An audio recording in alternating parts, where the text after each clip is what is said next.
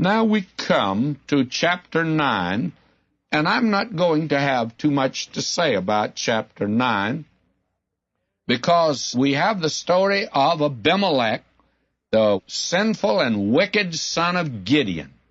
You see, he shouldn't have had this concubine. I tell you, it caused trouble in the nation. And what kind of trouble did occur? Well, this boy Abimelech is very ambitious. He's going to do an awful thing. And he's rated by some a judge, and by others he's not rated a judge.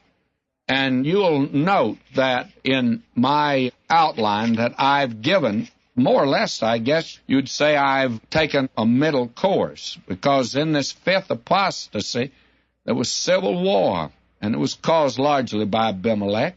And actually, this man Abimelech, along with Tola and Jair, they were the judges during this period.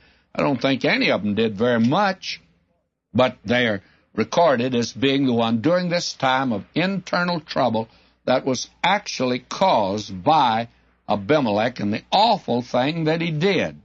Now, we're told here that Gideon had 70 sons. And what did this boy Abimelech do?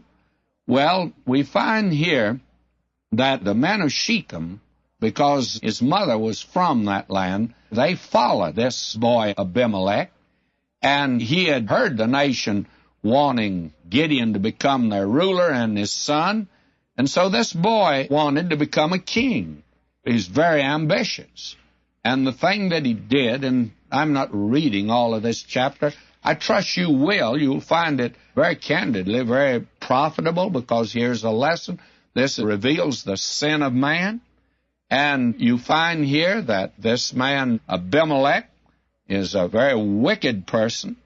And Dr. Gray wrote this concerning him. He says, the usurped rule of Abimelech, the fratricide, is not usually counted. That is, he's not counted as a judge. He did rule 3 years, and what was it he did?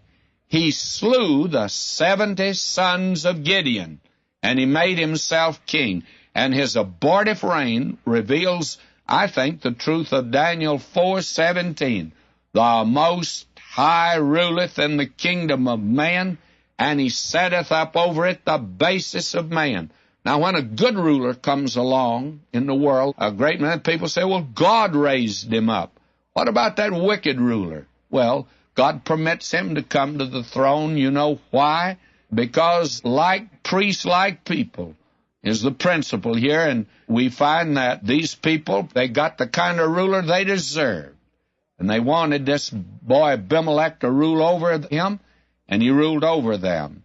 And God sets over this world the basest of rulers. All you got to do, friends, look around in the world today. You'll find that's the way that it is. Now, we find here that God judges this man Abimelech for the awful thing that he did, and he also judges the men of Shechem for making him king and starting him out at this. And there was civil war, because there were many didn't want him, of course.